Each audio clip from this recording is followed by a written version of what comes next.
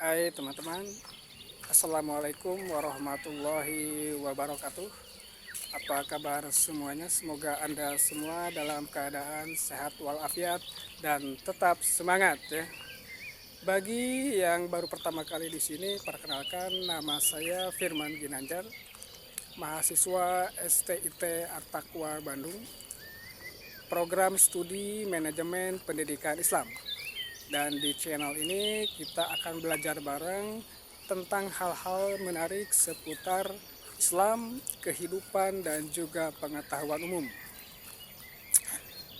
Teman-teman semua, di video ini kita akan bahas topik yang super penting, yaitu mengenai ragam fungsi hadis beserta contohnya.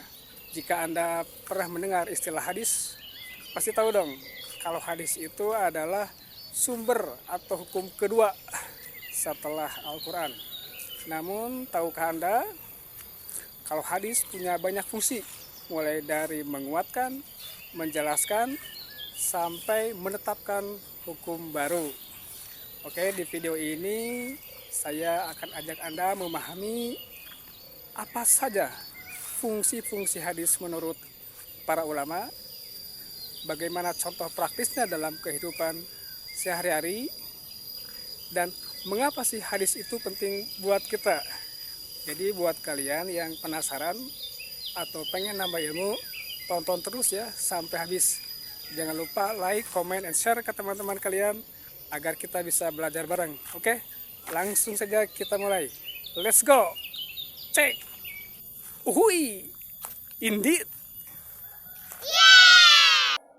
Baik teman-teman, kita langsung saja kepada isi materi.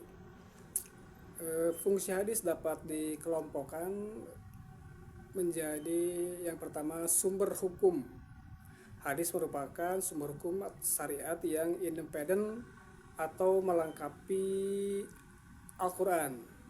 Yang keduanya sebagai penjelasan Al-Quran. Hadis sebagai penjelas atau bayan terhadap ayat-ayat Al-Quran yang bersifat umum atau global.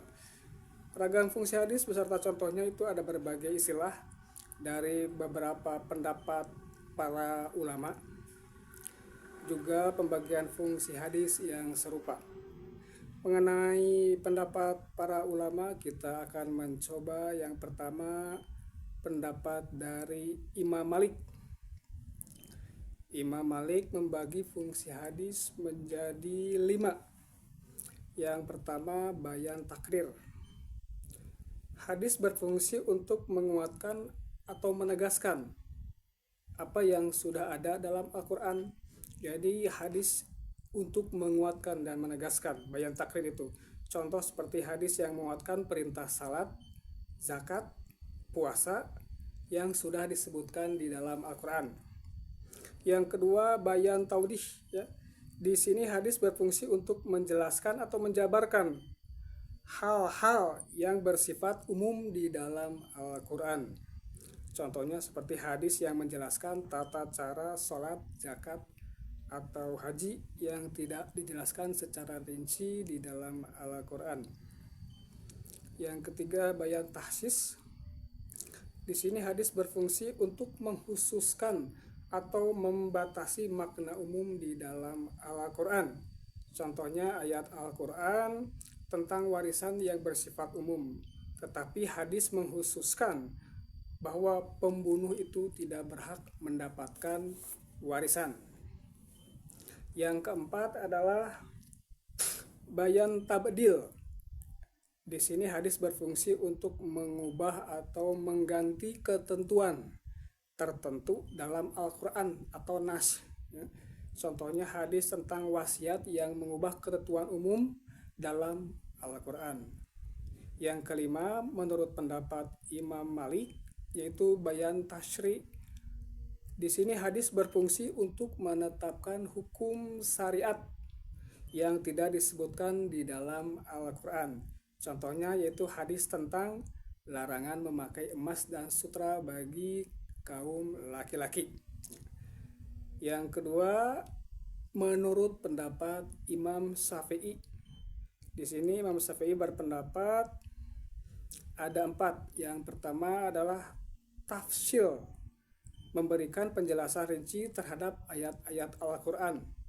Contohnya seperti di dalam Quran surat Al-Baqarah ayat 43, dan dirikanlah sholat, tunaikanlah zakat, dan rukulah beserta orang-orang yang ruku. Hadisnya di sini, sholatlah kalian sebagaimana kalian melihat aku sholat. Hadis riwayat Bukhari. Hadis ini menjelaskan tata cara sholat dari mulai gerakan, bacaan, hingga jumlah rakaat. Yang kedua menurut Imam Syafi'i adalah tahsis, yaitu mengkhususkan makna umum di dalam Al-Quran.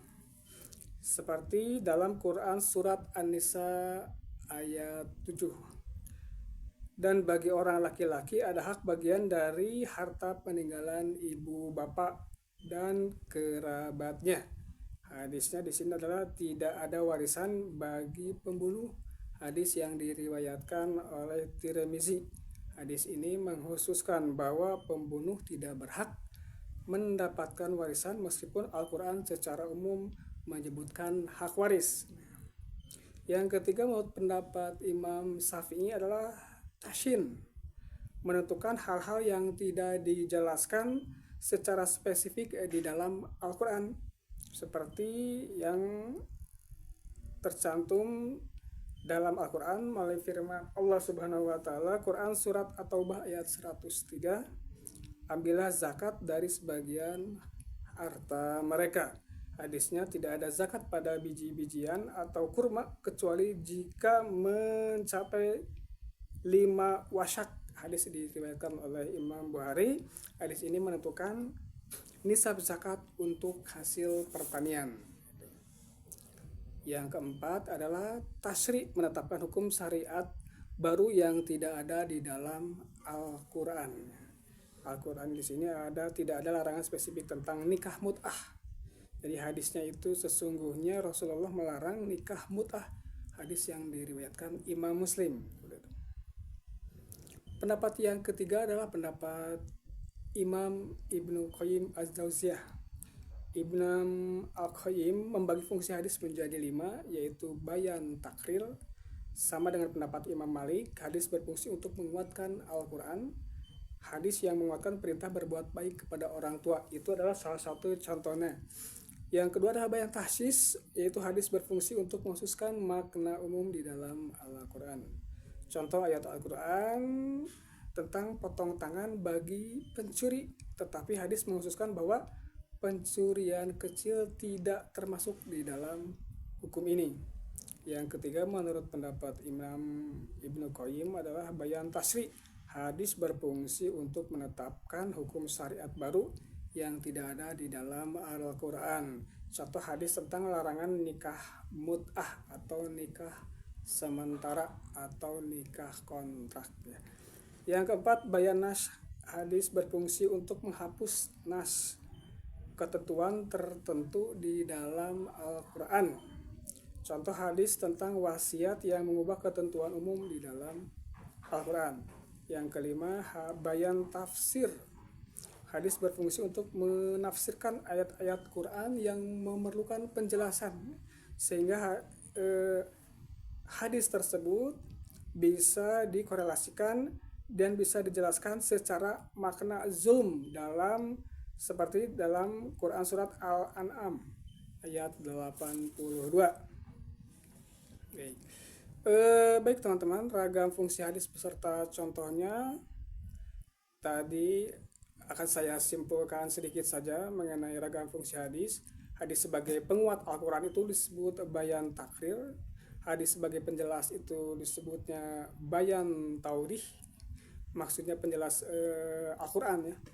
Yang ketiga hadis sebagai pengkhusus Al-Quran itu disebut bayan tahsis. Hadis sebagai penetap hukum baru disebut bayan tasri'. Dan hadis sebagai penghapus ketentuan Al-Quran bayan nas ya. Contohnya hadis tentang wasiat tadi ya. Baik teman-teman, kita sudah sampai di penghujung video kali ini. Semoga penjelasan tentang ragam fungsi hadis beserta contohnya tadi bisa bermanfaat buat Anda semua. Jadi intinya hadis ini punya banyak fungsi, mulai dari menguatkan, menjelaskan, sampai menetapkan hukum-hukum baru. Sehingga hadis tidak cuma atau hanya sebagai pelengkap Al-Quran saja, tapi merupakan panduan praktis bagi kita dalam menjalani kehidupan sehari-hari. Nah, buat kalian yang masih penasaran atau punya pertanyaan, jangan ragu buat komen di bawah ya. Jangan lupa untuk like atau share dan subscribe kalau kalian suka dengan konten-konten channel saya ini. Biar kita bisa terus belajar dan menambah ilmu setiap harinya.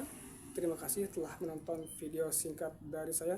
Mudah-mudahan bermanfaat dan bisa dimanfaatkan. Wallahu muwaffiq illa aqwamit thoriq. Wassalamualaikum warahmatullahi wabarakatuh.